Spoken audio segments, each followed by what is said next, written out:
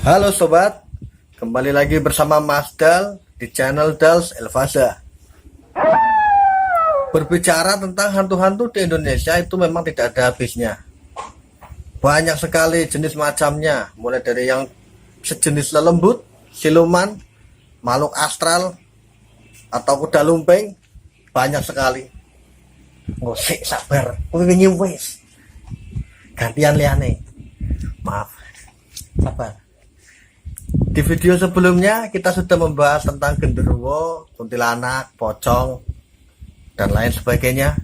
Dan pada kesempatan kali ini saya akan mencoba membahas tentang kisah-kisah misteri tentang penampakan wewe gombel, yang konon katanya hantu ini merupakan hantu yang hobi sekali menculik anak-anak. Lantas seperti apa kisah-kisah misteri kemunculannya? Bagaimana pula tentang cerita asal-usulnya? Mari simak pembahasannya. Cekidot.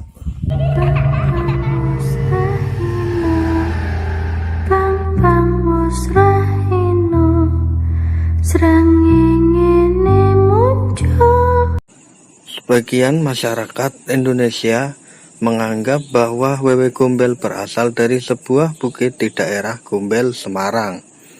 Sebut saja Bukit Gombel. Bukan tanpa alasan, bukit ini memang terkenal angker setelah pada zaman dahulu bukit ini dijadikan sebagai tempat pembantaian oleh para penjajah pada saat zaman penjajahan Belanda. Bukit ini juga dikenal sebagai salah satu kerajaan hantu yang ada di Indonesia. Wewe Gombel atau biasa juga disebut dengan Nenek Gombel adalah sebuah istilah dalam tradisi Jawa yang artinya makhluk halus atau hantu yang suka menculik anak-anak. Konon katanya, anak yang diculik biasanya anak-anak yang ditelantarkan dan diabaikan oleh orang tuanya. Wewe Gombel biasanya akan menakut-nakuti orang tua dari anak tersebut atas sikap dan perlakuannya kepada anaknya sampai mereka sadar. Yang mana wewe gombel akan mengembalikan anaknya setelah orang tua dari anak tersebut sudah menyadari kesalahannya. Hal ini berkaitan dengan mitos-mitos di masyarakat tentang awal kemunculan wewe gombel ini. Diceritakan pada zaman dahulu ada sepasang suami istri yang sudah bertahun-tahun menikah, namun tak mempunyai anak karena si istri mandul. Merasa kecewa dengan keadaan, sang suami akhirnya berselingkuh. Hingga suatu ketika, perselingkuhan sang suami diketahui oleh istrinya ketika sang suami sedang melakukan hubungan intim dengan selingkuhannya. Merasa sakit hati dengan apa yang dilihatnya, si istri kemudian membunuh sang suami bersama selingkuhannya. Kejadian ini kemudian diketahui oleh warga, yang kemudian berusaha mengejar si istri yang telah membunuh suaminya itu.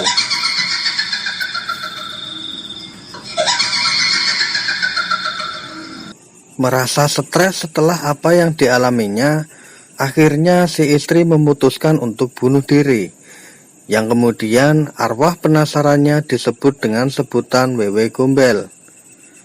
Arwah penasarannya disebut-sebut mempunyai dendam kepada manusia-manusia yang berlaku kasar dan menelantarkan anak-anaknya, sehingga dia akan menakut-nakuti orang tua tersebut dan menculik anaknya. Akan tetapi, anak-anak yang dibawa atau diculik wewe gombel ini akan dirawat oleh wewe gombel seperti anaknya sendiri.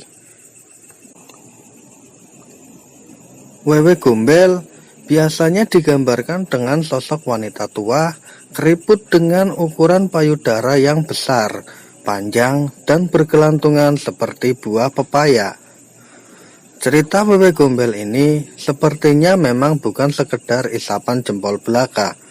Pernah ada suatu analisis logis mengenai salah satu bentuk motivasi orang-orang zaman dulu dalam tatanan masyarakat primordial untuk mengantisipasi tindakan yang mengundang kebiasaan-kebiasaan buruk,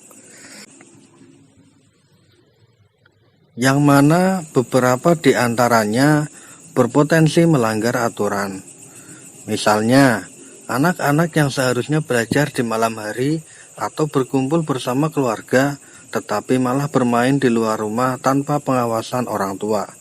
Yang mana cerita tentang kemunculan wewe gombel ini seringkali dijadikan alat oleh orang tua untuk menakut-nakuti anaknya yang senang bermain hingga matahari terbenam dan malam hari. Hal ini biasanya dilakukan oleh para orang tua agar anak-anaknya ingat waktu walaupun sedang bermain dengan teman-temannya. Konon kabarnya, wewe gombel ini memang akan muncul saat matahari mulai terbenam hingga malam hari. Menurut beberapa cerita di masyarakat, sebenarnya wewe gombel hanya akan menculik anak-anak yang mendapatkan perlakuan kurang baik dari orang tuanya. Hal ini dilakukan oleh wewe gombel untuk memperingatkan para orang tua agar senantiasa selalu menyayangi dan menjaga baik-baik anak mereka. Akan tetapi, meskipun menurut cerita wewe gombel ini memiliki tujuan yang baik, wewe gombel tetaplah bukanlah manusia, melainkan makhluk halus sejenis lelembut atau siluman yang kehidupannya tentu saja berbeda dengan manusia. Konon katanya, meskipun anak-anak yang mereka culik itu akan dirawat dan diberi makan, namun makanan yang mereka berikan kepada anak-anak tersebut adalah kotoran manusia atau hewan. Begitupun dengan minuman yang diberikan adalah darah hewan, yang sebelum diberikan kepada anak-anak tersebut, terlebih dahulu mereka dihipnotis agar ketika melihat makanan dan minuman yang diberikan oleh wewe gombel terlihat seperti makanan dan minuman manusia pada umumnya. Bukan hanya itu, konon anak-anak yang mereka culik juga akan dirusak pita suaranya sehingga anak tersebut akan menjadi bisu. Hal ini dilakukan oleh wewe gombel untuk mencegah anak-anak itu menceritakan tentang kejadian yang baru saja dialaminya, lalu kemudian menceritakan keberadaan dan wujud rupa wewe gombel itu sendiri. Sebagian orang beranggapan bahwa apa saja yang digunakan atau bagian tubuh dari wewe gombel akan dapat bermanfaat untuk manusia. Maka dari itu, tak sedikit manusia yang ingin mendapatkannya sebagai alat pengasihan, penglaris, bahkan pesugihan. Hal ini bisa berupa popok atau celana dalam wewe gombel, selendang, kuku, rontokan rambut, dan lain sebagainya yang menempel di tubuh wewe gombel ini. Tentunya bukan hal yang mudah untuk bisa mendapatkannya. Biasanya orang-orang yang ingin memiliki apa yang ada di wewe gombel akan memilih untuk bersahabat dengan lelembut atau siluman ini. Akan tetapi, banyak efek negatif dan resiko jika bersahabat dengan makhluk yang satu ini. Konon katanya, jika wewe gombel sudah suka dengan manusia, maka jangan ada lagi perhatian ke orang lain. Karena jika siluman ini cemburu, maka imbasnya akan mengenai keluarga. Wewe gombel tidak akan segan-segan untuk melukai siapa saja yang membuatnya cemburu. Wewe gombel ini juga seringkali dikaitkan dengan kalong wewe yang menurut beberapa kalangan masyarakat adalah perwujudan yang lain dari siluman wewe gombel ini. Peristiwa kemunculan wewe gombel ini diantaranya pernah terjadi di wilayah Sleman, Wonogiri, dan Klaten.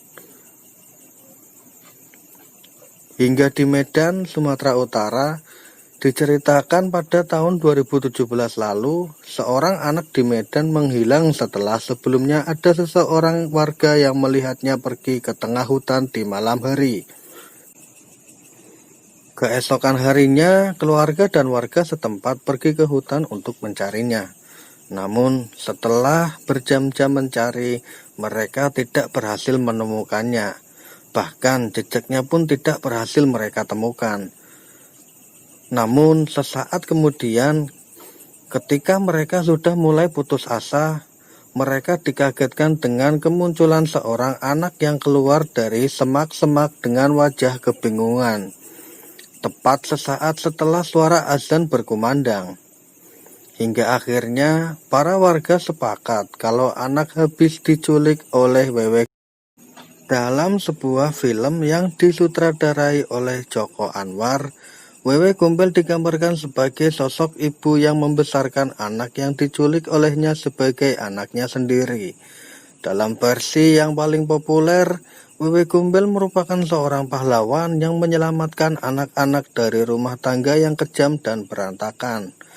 Begitupun dengan pendapat Risa Permanadeli yang merupakan peneliti kebudayaan di Universitas Indonesia, bahwa Wewe Gombel bukanlah hantu yang mengerikan, seperti banyak hantu perempuan atau makhluk mitos lainnya di Asia.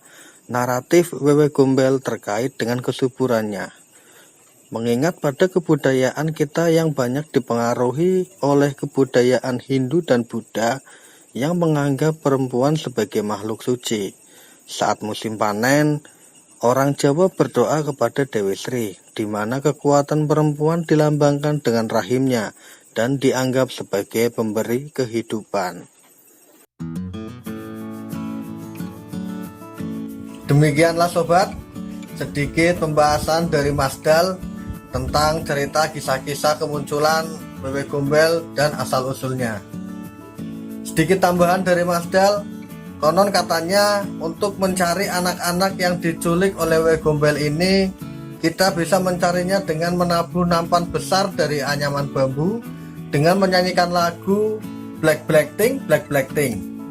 Saya contohkan semisal anak yang hilang bernama Ritno, kita nyanyikan saja Black Black Thing, Black Black Thing, muncullah keluarlah Ritno, Black Black Thing, Black Black Thing, Ritno muncullah keluarlah.